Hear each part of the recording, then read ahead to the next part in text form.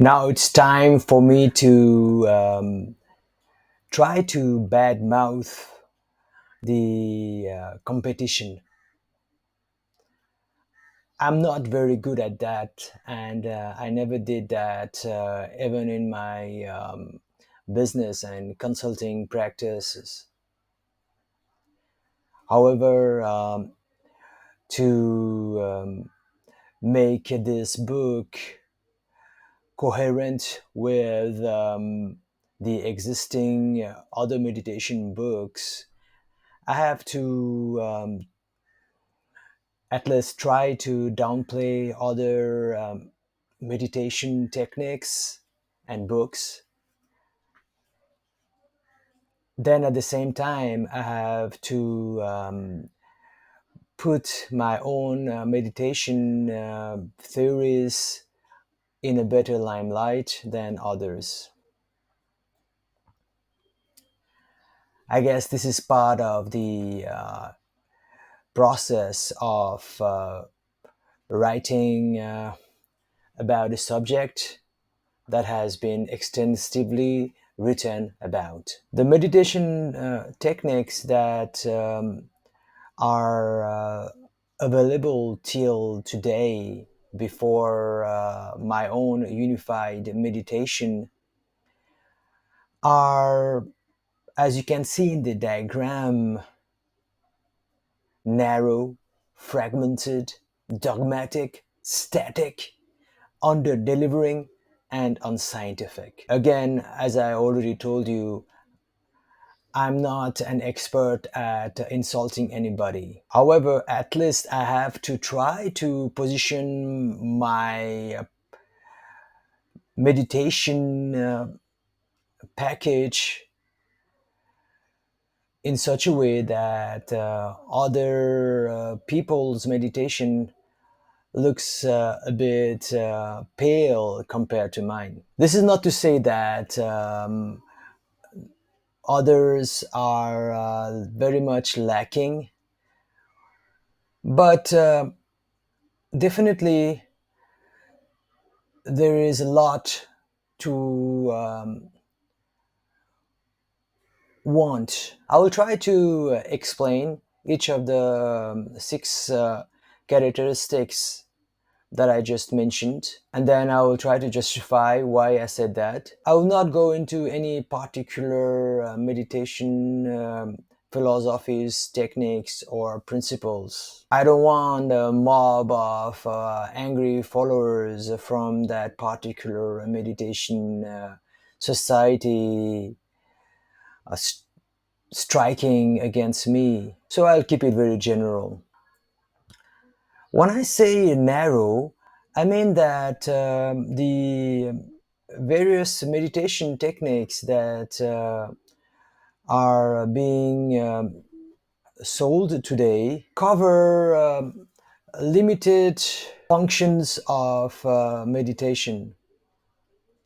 Later on, I will cover something that I've called the six components of meditation, which is the full span of meditation, in my opinion. What I have found out is all the current meditation techniques focus on one of the six components that I've identified. Some of them do a good job at covering two or three components, but they are not doing it consciously. Some meditation techniques focus purely on the breathing, while others on the concentration, and yet others are about various kinds of visualization. Each meditation techniques is directed towards a single objective. It's like somebody is given a hammer to both hit a nail into a wall and remove a nail from that wall, and even to beautify that wall. The hammer is a very narrow tool as opposed to the various activities that are required in the process of fixing that particular wall that we are talking about in this thought experiment. So, the current meditation techniques are like that particular hammer. They are designed to work for a certain situation or an objective or to solve a problem, but they are not able to tell you which problem exactly and which problem cannot be solved. So that is why I call the current meditation practices narrow. Next, I call them fragmented because by themselves they are incomplete. People do not come purely with a breathing problem or lack of concentration problem or even a lack of clarity problem. They came with sets of problems, and the meditation techniques try to cure the whole problem set with single medicine. It is like saying that somebody has come with a fever, and then another person has come with a cough, and yet another person has come with a cancer, and all of them have been given a cetamol in order to heal. The cetamol can definitely cure the fever, but not the lung problem that caused the cough, and certainly not the cancer. The same concept of fragmentation can work on the other extreme, where a person coming with a simple headache or fever, or as early on, a problem in the lungs leading to cough, is given chemotherapy because early on everybody that came had cancer, and so that's the only thing that they know, the fragment of the healing process that they are aware of. Now imagine the disaster that is going to happen. So this is what I mean by meditation practice today is fragmented.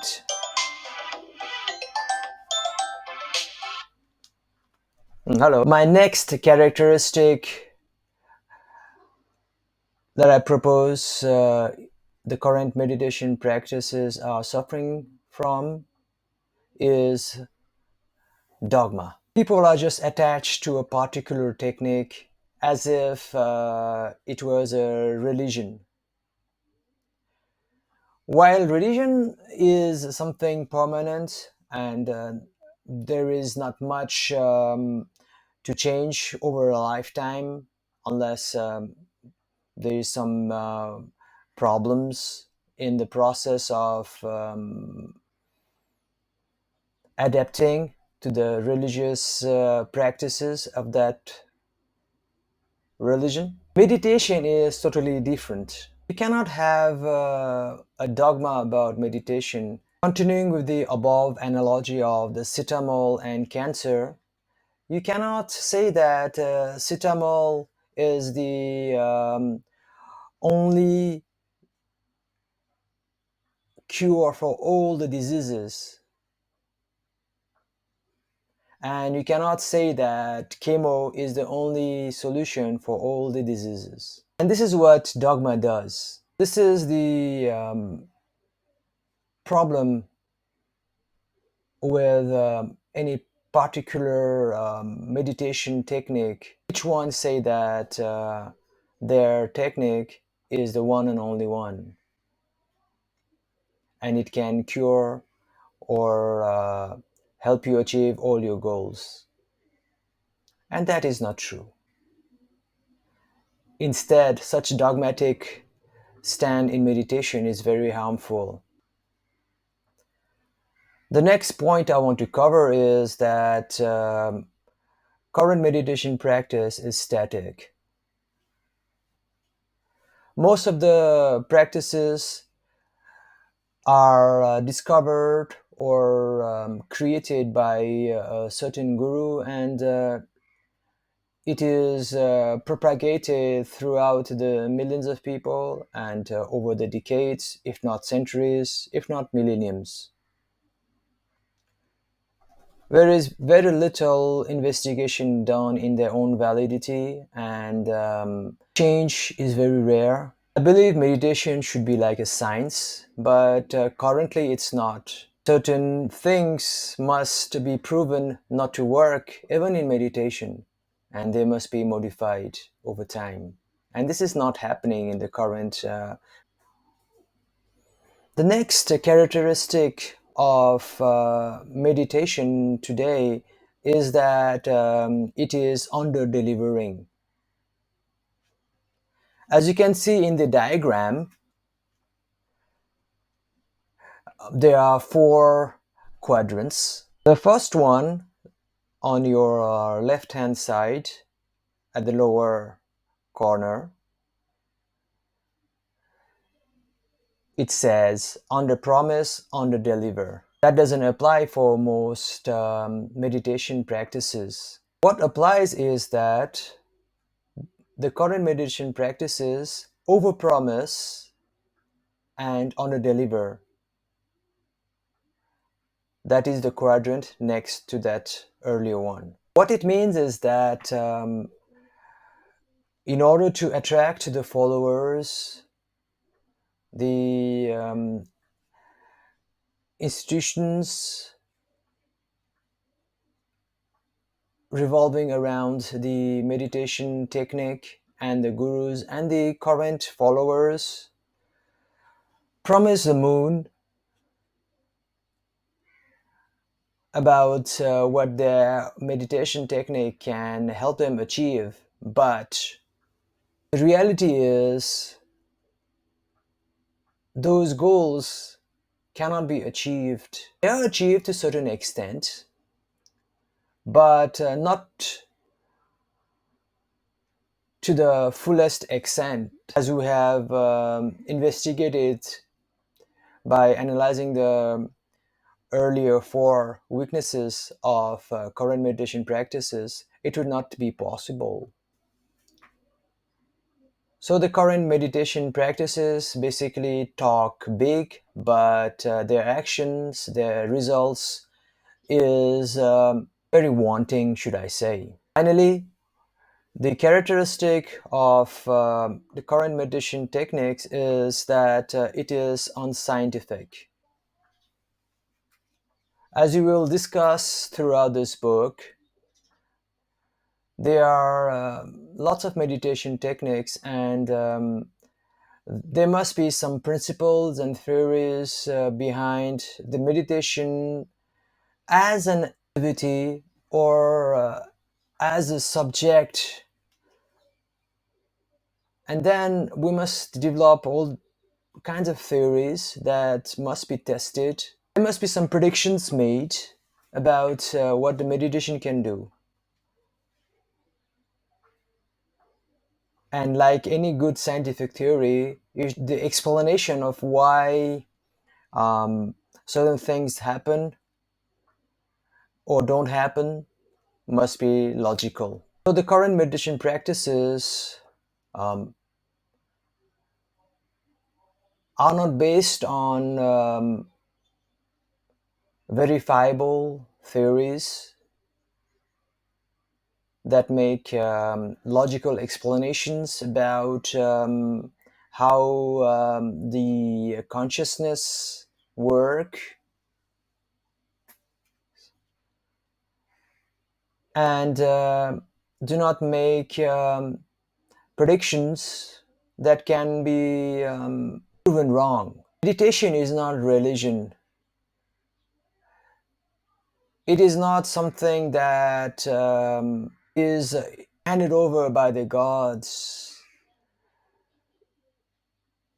It's a growing and evolving process that needs continuous refinement.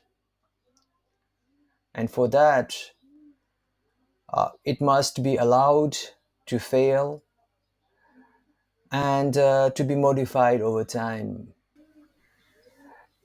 Meditation must have its limitations as well as its scopes, like any theories of science. As you can see in the diagram before, we believed that the Earth was the center of the universe, but later on, science proved that it was not so. And we had to believe it. A similar way,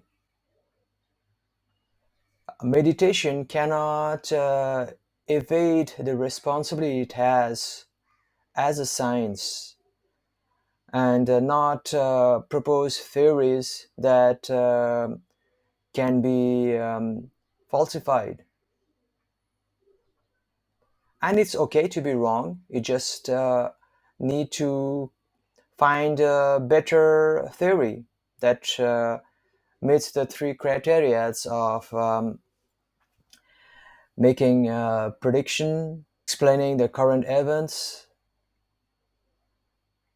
and being logical. So this is the current status of the meditation practices today. Again, I started with my apology in this section that I had to badmouth my competition in order to move to the next level of this book. I did not do a great job at slandering a hope, and it was intentional. I identified six weaknesses of the present meditation practices, and now I will flip the coin and explain to you why my own particular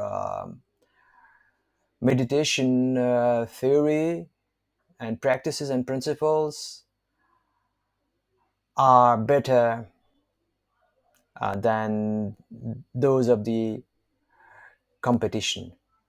So basically, I've got a better mouse trap. So let's move to the next section then.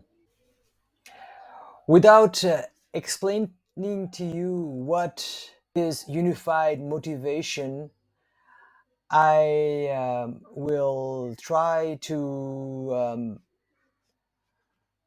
put my meditation package in a limelight. The remaining part of this book is all about explaining to you what unified motivation is. So I will not start the process here. Suffice to say that, as per the name suggests, it's a very broad kind of meditation. It unifies all the current meditation practices without telling any one of them that they are wrong, but that they are just being narrow. And each of the meditation techniques solves a particular problem. And it has to be accepted that way rather than trying to fit everything into a narrow spectrum. That is represented in the diagram that you can see. What unified meditation does is to fix the application of a particular meditation to a particular situation that is signified by the box as shown in the diagram. Certain meditation is best for situation one or person one, another for a situation or person two, and so on. In this way, you can say that unified meditation is like the general practitioner in case of medical science. The GP, based on the symptoms of the patient, prescribe the specialist that the patient should go to, and then the specialist in turn um, provides the particular best treatment or medicine for that patient.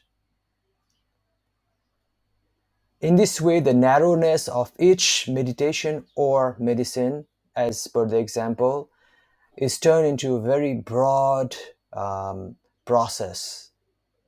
And this is what unified meditation does. Unified meditation is very holistic.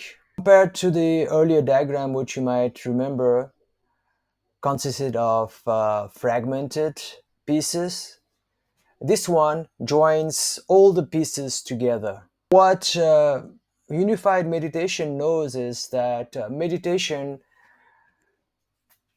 consists of many components, and each component must be completed in order to complete the puzzle, as you can say. I would like to bring in the analogy of learning how to swim. The best way to learn how to swim is to learn each component of the swimming process separately. For example, at first, you should learn how to float. After that, you should learn how to move your feet. This will be followed by learning how to move your hands. And when you are learning about hand movement or arms movement, your legs should not be used in any ways. Then you should learn how to breathe in the water. For that, you will learn how to move your heads for various strokes. And finally, you combine all the various components and try to perfect that stroke. Meditation is very similar. You have to master each of the components of meditation, which you will learn about later on, and then join them together to achieve a perfect stroke. And even after you achieve that stroke, there is still so much refinement and perfection to be achieved. And finally, you can swim anywhere you want to swim to. What unified motivation does is to help you find out which is the best technique that is available among the present ones that I have mouthed earlier on, by the way, will best help you achieve that particular component mastery. I don't want to be reinventing the wheel. I am a consolidator. I unify everything because none of them were wrong, but they were not right either because they were fragmented. And this is what unified motivation meditation is trying to do. And then unified motivation is pragmatic. which you must have guessed is the opposite of dogma, the antonym. Myself, whenever I'm in a debate or there are arguments flying around and I'm in a conflict, my tendency is never to stick to one particular point of view. In my eyes, everybody's right. You just have to be in that person's shoe, and you will see that that person cannot be wrong. The problem occurs when everybody wears different shoes. That means that everybody has got a different point of view for the same thing. As you can see in the diagram, for somebody it is a 6 and for somebody else it is a 9. So unified meditation allows for this discrepancy and this conflict. It knows that it is temporary and the point of view can be changed if you change the position. And that is what this whole book is all about, to help you see meditation from various angles. Unified meditation is dynamic. What I mean by this is, as I mentioned earlier in the question answer section also, that in my philosophy, I believe that you got to keep changing the meditation techniques and rise up the levels of meditation. You cannot be practicing the same meditation techniques for decades. That is wrong and harmful even. At the same time, you cannot just keep changing meditation techniques because you don't like the particular teacher or the people around, or you have been wronged by that community. Until your meditation objective is fulfilled and it happens that that particular technique is the best one for you, you should follow it. I don't want you to be like a student who doesn't study math because he doesn't like the math teacher. If you want to do a master's degree in math, you better pay attention when you're in grade 10, no matter whether you like the teacher or not. Then after you understood the class 10 math, what's the point of repeating the same math over and over again? Shouldn't you go for higher math, advanced math? It's the same with meditation. In this way, I call unified meditation dynamic. Next, let's go back to the quadrant of delivery versus promise. I've already described to you that 2 by 2 matrix in the earlier section.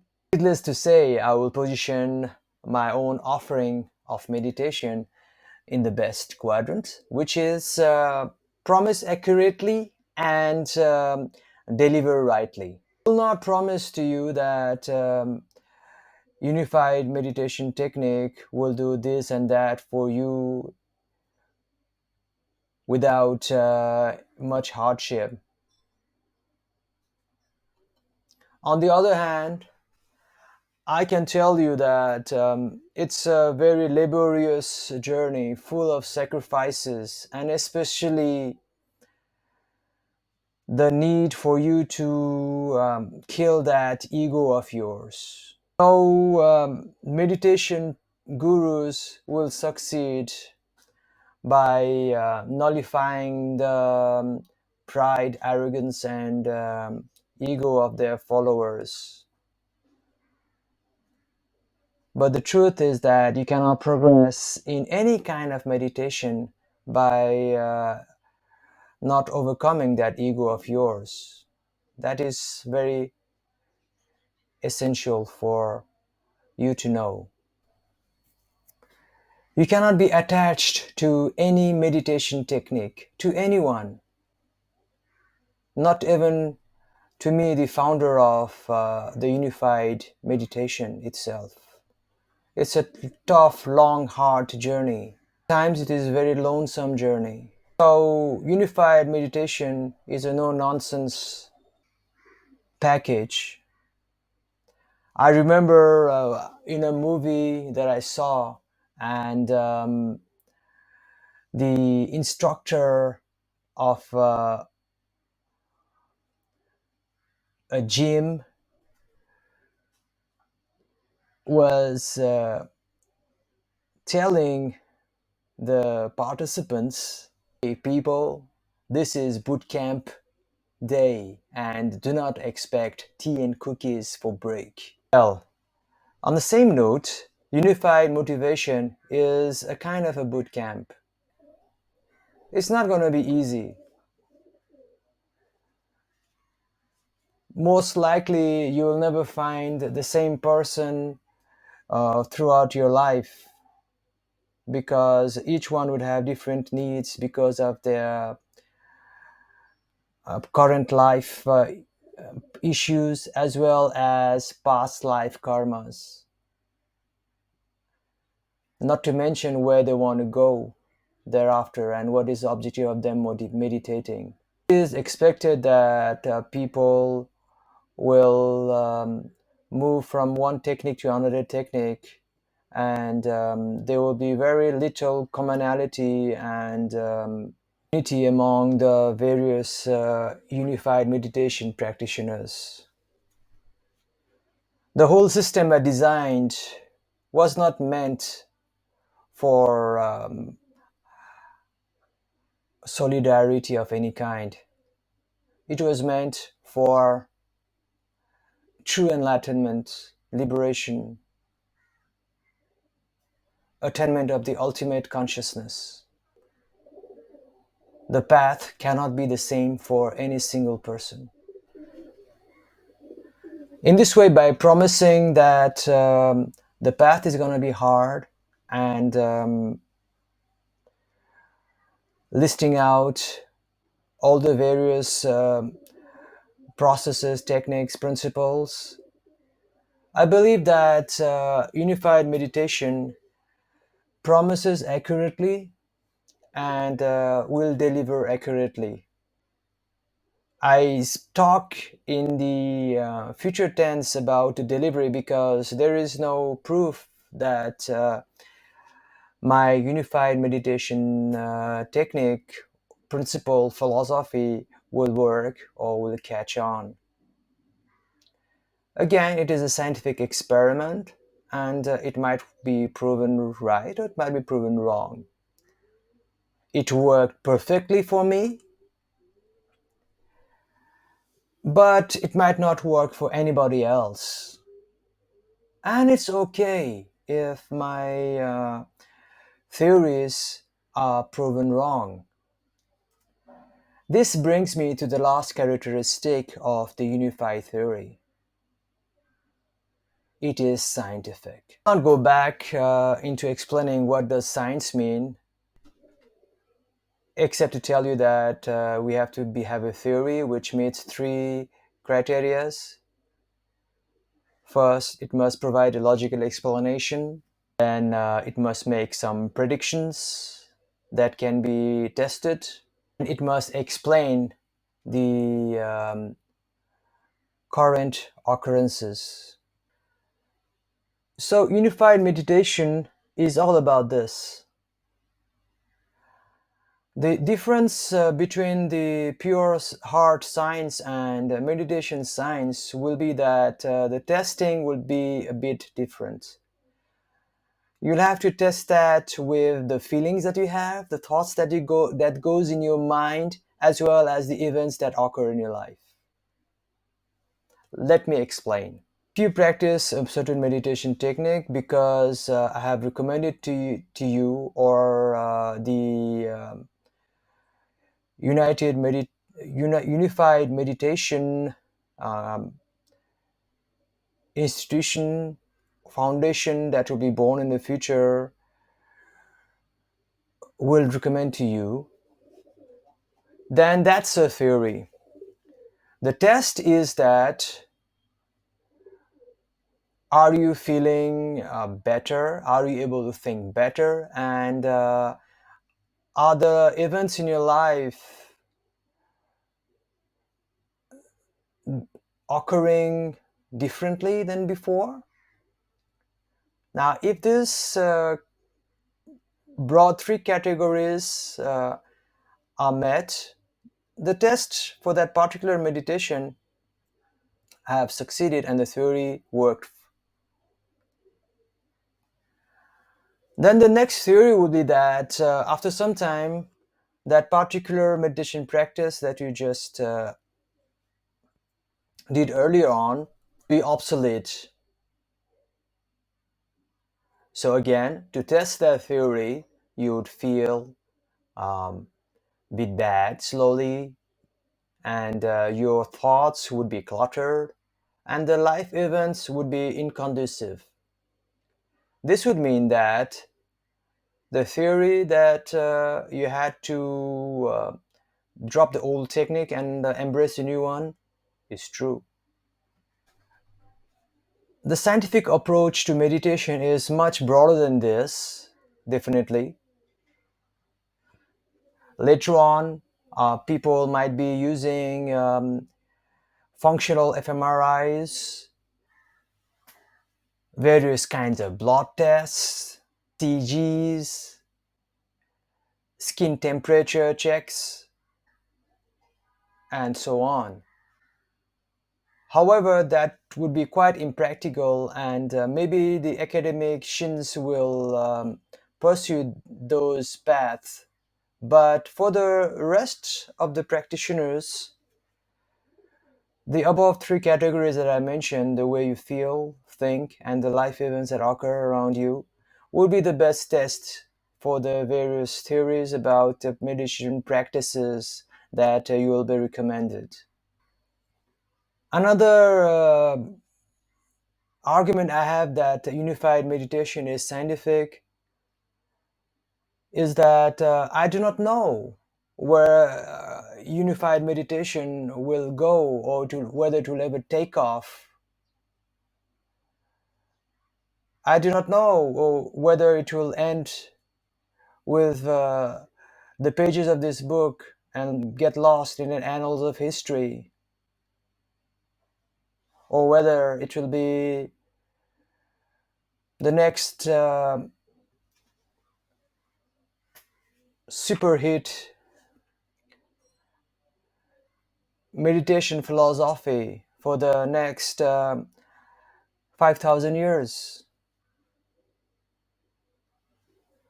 I leave that to the scientists among you. I have laid the foundation for a meditation that is so complete, that has no dogma, that is so dynamic, and that doesn't lie. I just hope that you people who are reading this book, and those who have practiced some kind of meditation, will take up unified meditation and prove that I'm right